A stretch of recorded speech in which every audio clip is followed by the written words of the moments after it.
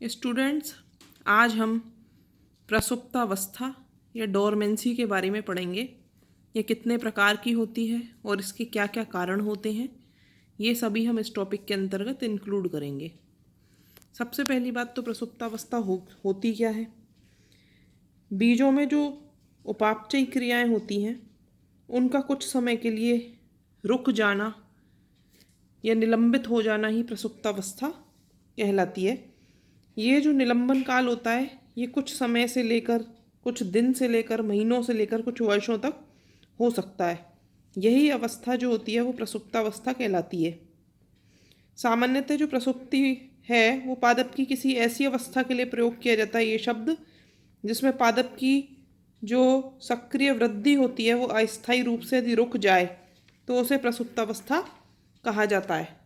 ये जो प्रसुप्तावस्था होती है ये दो प्रकार की होती है, प्राथमिक प्रसुप्ति या फिर द्वितीयक प्रसुप्ति। पहले प्राथमिक प्रसुप्तावस्था। यदि प्रसुप्ति के कारण जो रीज़न होते हैं डोरमेंसी के वो बीज के भीतर ही अंतर्निहित होते हैं, यानी किसी इंटरनल फैक्टर की वजह से ही बीज का अंकुरण नहीं हो पाता, तो ये स्थिति जो होती है वो प्राथमिक प्रसुप्तावस्था कहलाती है। इसके कई कारण हो सकते हैं, जैसे बीज आवरण या फल भित्ति के कारण प्रसुप्ति हो सकती है, भ्रूण की किसी अवस्था की वजह से हो सकती है, विशिष्ट प्रकाश आवश्यकताओं के कारण हो सकती है, बीजों में अंकुरण दमनक की उपस्थिति कारण हो सकती है, या निम्न तापमान की आवश्यकता के कारण हो सकती है। अब इन सब के बारे में अपन बारी बारी से देखेंगे। सबसे पहले बीज आवरण या फल भित्ति के कारण। जैसा अपन देखते हैं कि कभी कभी क्या होता है कि कुछ बीजों की फल भित्ति जो होती है वो बीजों की जो भित्ति होती है वो अत्यधिक कठोर होती है, या फिर फल की भित्ति इतनी ज़्यादा कठोर होती है कि जो भ्रूण होता है उसका अंकुरण संभव नहीं हो पाता, तो ऐसी स्थिति में भी प्रसुप्तावस्था होती है।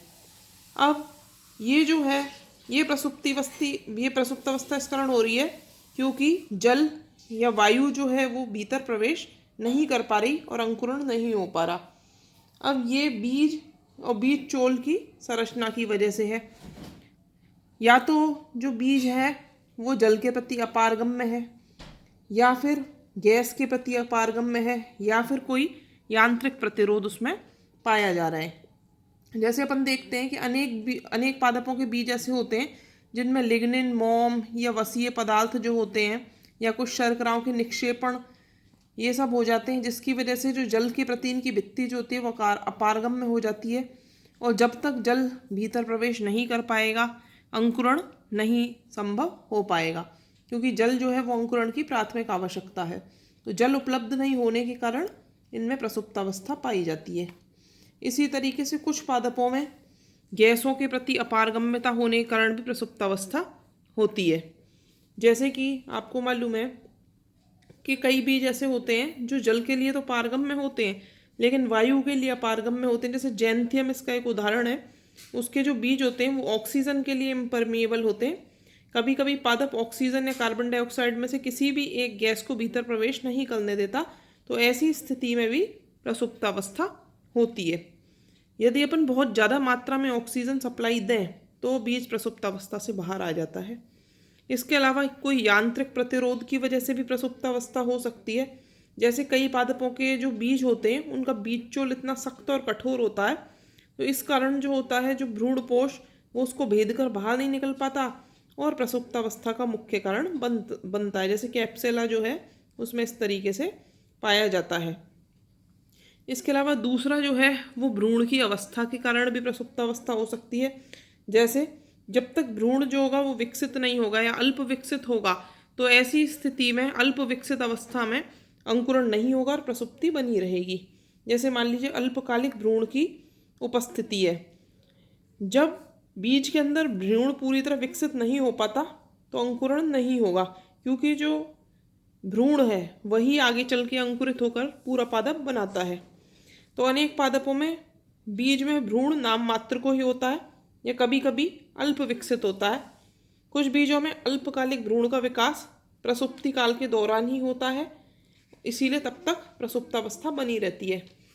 कोई और कारण भी हो सकते हैं, जैसे कि मान लीजिए भ्रूणपोष है वो जो कि भ्रूण को चारों ओर से घेरे रहता है, उसकी कोशिकाओं की भित्ति मान लीजिए बहुत ज़्यादा मोटी है, तो ऐसी स्थिति में भी भ्रूण जो है वो बाहर नहीं आ पाता और प्रसुप्तावस्था होती है। नेक्स्ट,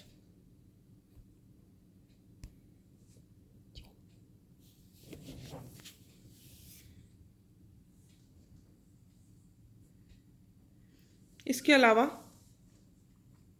जो प्रसुप्तावस्था का एक कारण है वो अंकुरण दमनक की उपस्थिति भी हो सकती है।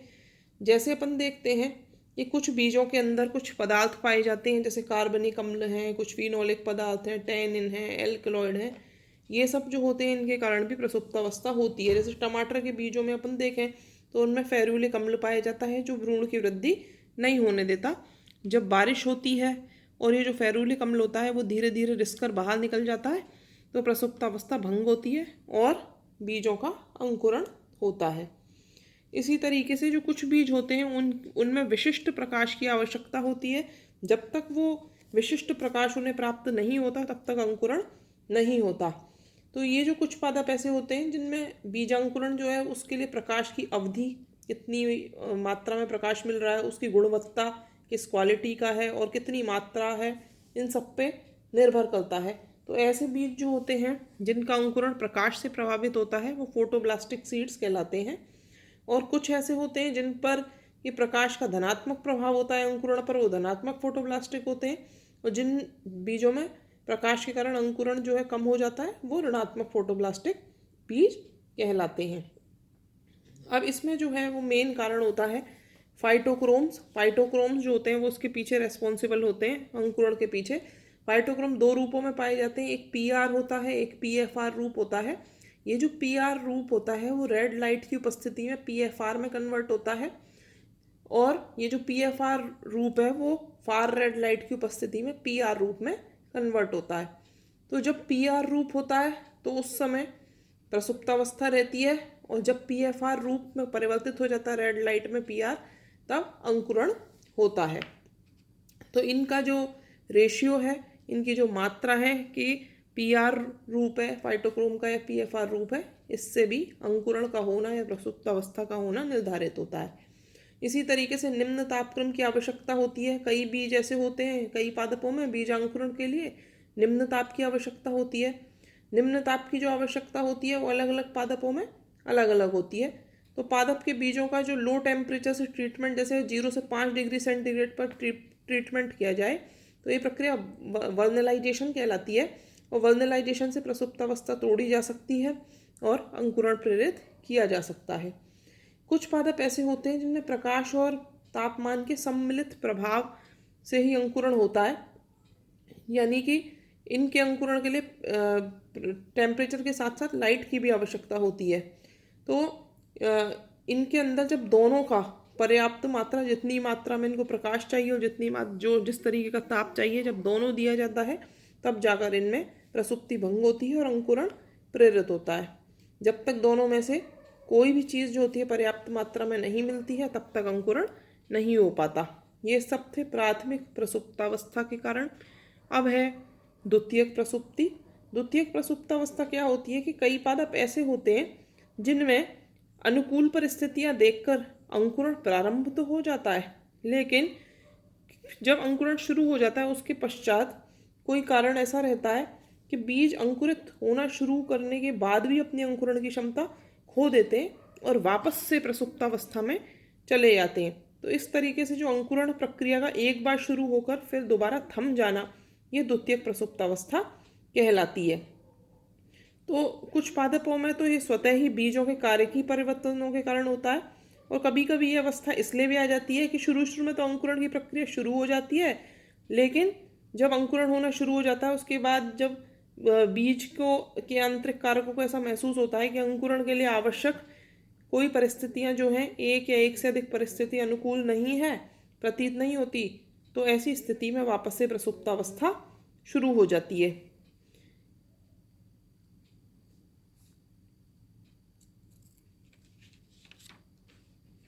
अब अपन प्रसुप्तावस्था को नष्ट किस तरीके से कर सकते हैं, कौन कौन से तरीके हैं। यदि बीज चोल को क्षतिग्रस्त कर दें अपन, जैसे जिनमें बीज चोल के कारण प्रसुप्तावस्था है उनमें बीज चोल को नष्ट करके प्रसुप्तावस्था को भंग किया जा सकता है और अंकुरण प्रेरित किया जा सकता है। या फिर शीत उपचार, कई पादपों के बीजों को अपन लो टेम्परेचर से ट्रीट करके उनकी सुसुप्तावस्था को ख़त्म कर सकते हैं और अंकुरण प्रेरित कर सकते हैं। इसी तरीके से अपन ऑल्टरनेट जो हाई और लो टेम्परेचर देकर, कभी निम्न फिर उच्च ताप देकर बारी बारी से ये प्रसुप्तावस्था जो होती है वो नष्ट की जा सकती है और अंकुरण प्रेरित किया जा सकता है। जैसे कुछ पादप के बीज होते हैं, उनको अलग अलग समय के लिए बारी बारी से उच्च व निम्न ताप पर यदि उपचारित किया जाए तो प्रसुप्तावस्था से निकल जाते हैं और अंकुरित हो जाते हैं।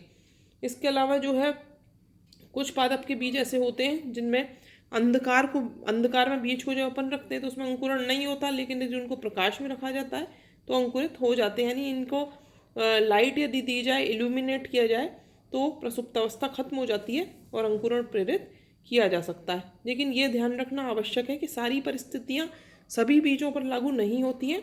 अलग अलग प्रकार के पादपों के लिए अलग अलग प्रकार की परिस्थितियाँ जो होती हैं वो लागू होती हैं। Thank you.